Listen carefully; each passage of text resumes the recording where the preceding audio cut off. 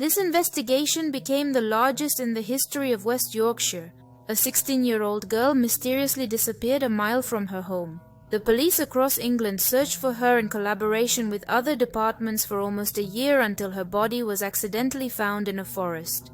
Today, I will tell the tragic story of Leanne Tiernan, who became a victim, possibly of one of England's most dangerous serial killers, and how her death helped bring justice to other victims of this monster. Leanne Tiernan was born on September 27, 1984, in the Metropolitan District of Leeds, West Yorkshire, England. She was a small, slender girl with a slim build. Her height was about 162 centimeters. Leanne's parents, Sharon Holhet and Michael Tiernan, divorced, and the girl stayed with her mother and older sister, Michelle. When she was 16, she attended West Leeds High School. Teachers described her as a diligent and good student. On November 26, 2000, Leanne and her friend Sarah Whitehouse went Christmas shopping in the center of Leeds. Around 5 p.m., the girls returned to Bramley by bus. This is an old, mostly industrial area of the city. Angela and her family were saying goodbye when they parted ways with Sarah. The girl said she would go home via a path known as Howley Hill.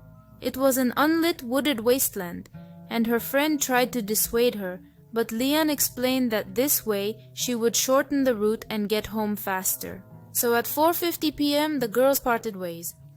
When Sarah got home, she decided to check if everything was okay with her friend and called her home. But to her surprise, she had not yet returned. After this call, Leanne's mother, Sharon, began to worry about her daughter, and at 5:20 p.m. started calling her mobile phone. For some time, no one answered, and when the woman called again, the call was cut off after the fourth attempt. Composing herself, Sharon called the police around 7 p.m. and reported her daughter's disappearance. They immediately began searching for the girl under the direction of Detective Lisa Hre. Initially, a thorough search was conducted in the area where Sarah said she last saw Leanne, as well as the same path the girl was supposed to take home. But this yielded no results. Within a day of the search, about 200 officers and hundreds of volunteers were involved in the case. Later on, this search operation would come to be known as the largest ever conducted by the West Yorkshire Police. Over 1,400 people were interviewed, and 800 houses along Leanne's probable route were searched.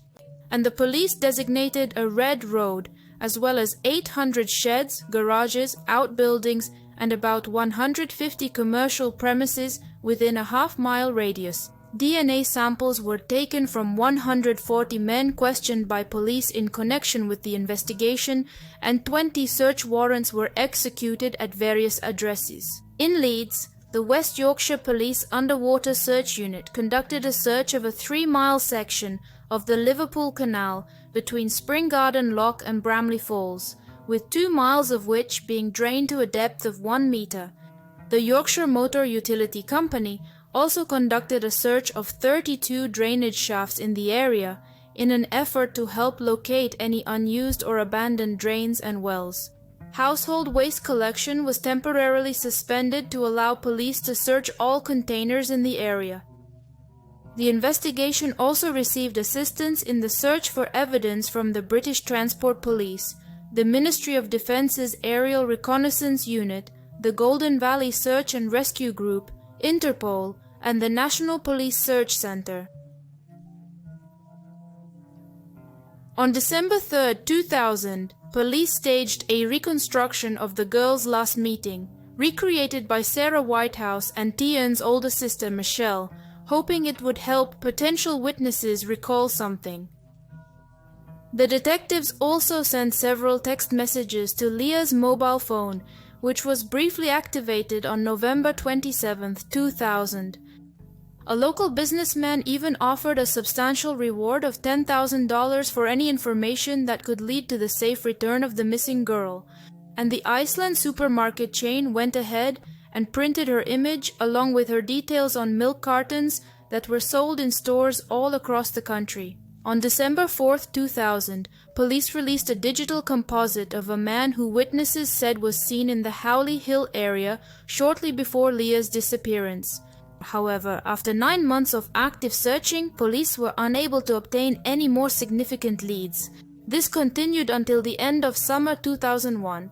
On August 20th, a man named Mark Bisson was walking his 2 dogs in Lindley Woods, located in North Yorkshire, near the area where the body of another missing woman had been found back in 1992.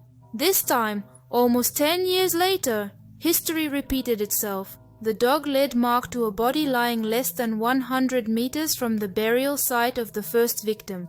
The police who arrived at the scene were confronted with a truly horrifying sight. The body of the 16-year-old girl was wrapped in 9 green plastic garbage bags secured with twine. On her head was black plastic hastily fastened. And with a dog collar, the hands of the girl killer were tied behind her back using cable ties. A dark scarf was also wrapped snugly around her neck, and her hair was still tied back in a ponytail with the same rubber band and pins she had worn on the day she disappeared.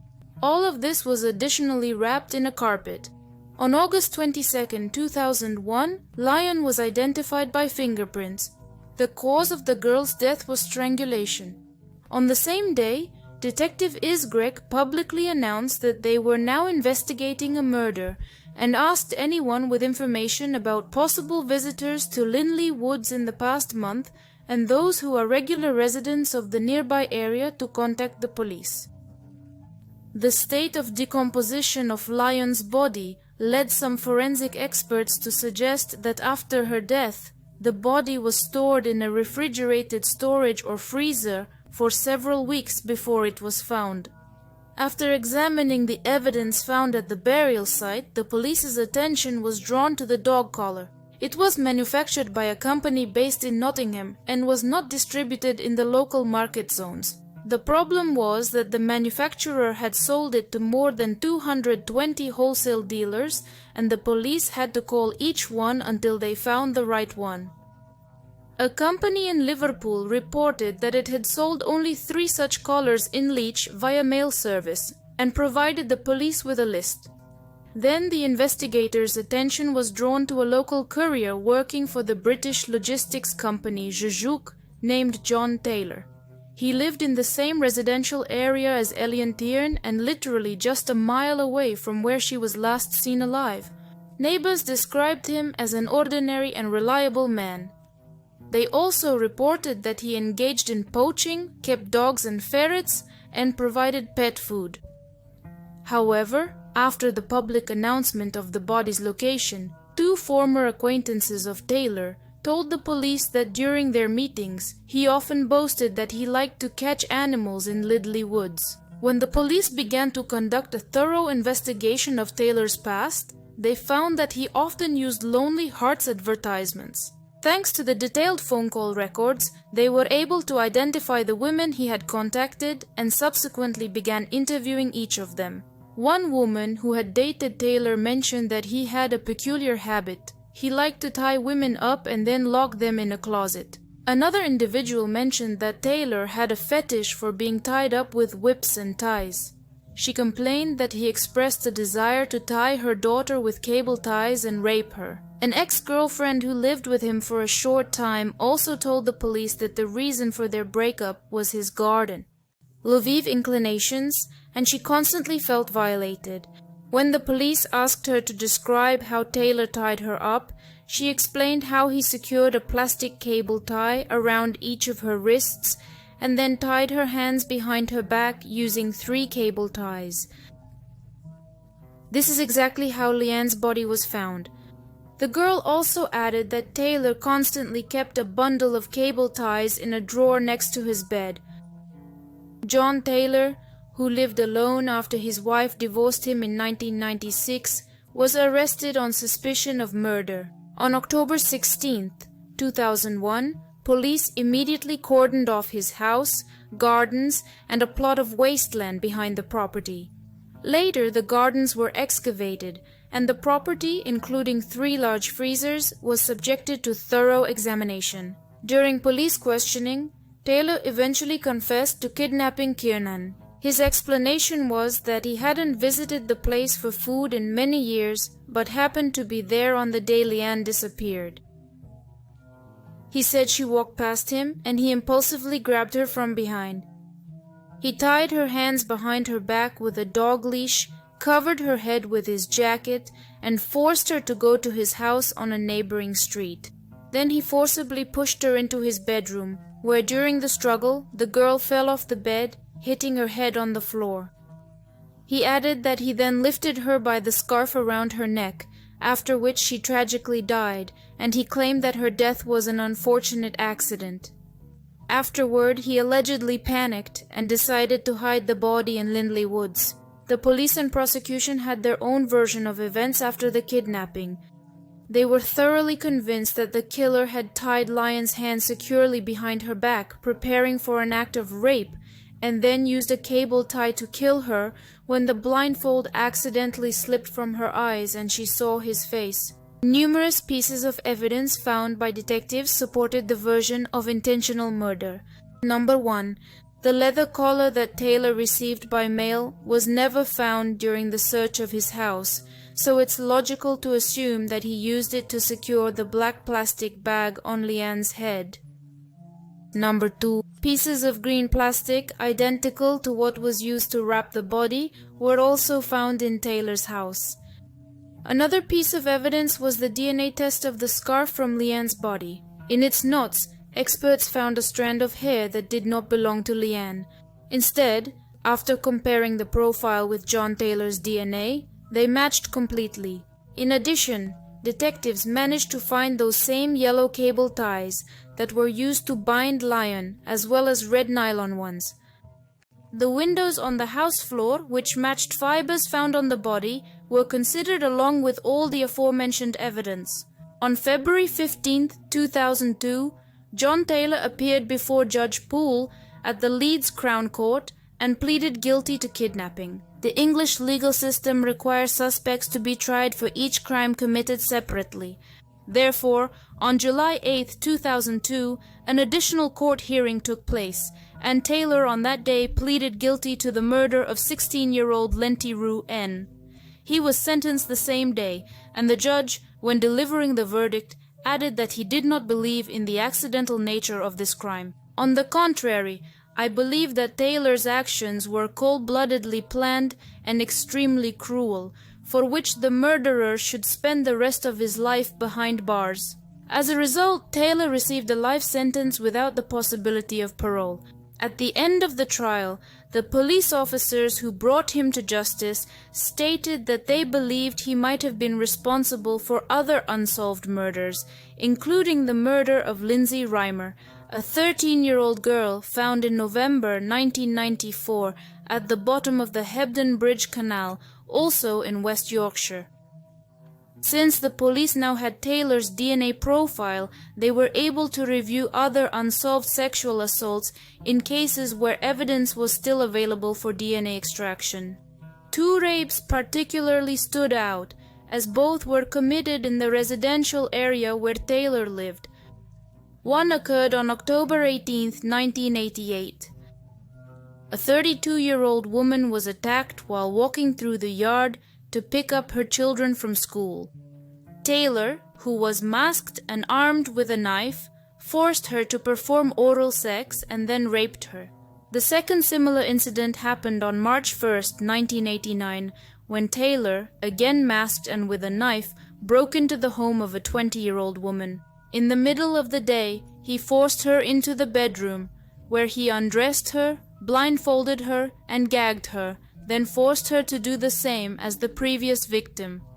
At the same time her young child was still in the house, Taylor was officially rearrested in October 2002 and charged with the rapes. Although he initially refused to cooperate with the police, the DNA evidence was overwhelming, and eventually Taylor pleaded guilty to both rapes. On February 4, 2003, at the Leeds Crown Court, he received 2 more life sentences. But even then, the police were not sure that Taylor's crimes ended there. Detective Chris Gregg reported that he will find the diamond necklace. In the killer's car during his arrest in 2001, there might have been something belonging to other victims, as they were still unable to determine where it came from or to whom it belonged. It is known that Taylor traveled across the country to meet women he communicated with through personal ads, as well as during his work as a parcel delivery driver. And after the disclosure of 2 rape cases, the police rejected his insistence that the Materna murder was an isolated incident. They made the claim that Taylor might have been a prolific sexual predator for the past 20 years. John Taylor denied any involvement in other crimes. However, on October 26, 2018, he was once again sentenced to another life imprisonment for a series of additional rapes and sexual assaults. He is currently serving his sentence in a Category A prison located in Westfield, which makes him one of the most dangerous and unreliable prisoners in all of England. Friends, write in the comments if you're interested in hearing the tragic story of another probable victim of serial killer and burglar, John Taylor. Thank you for watching.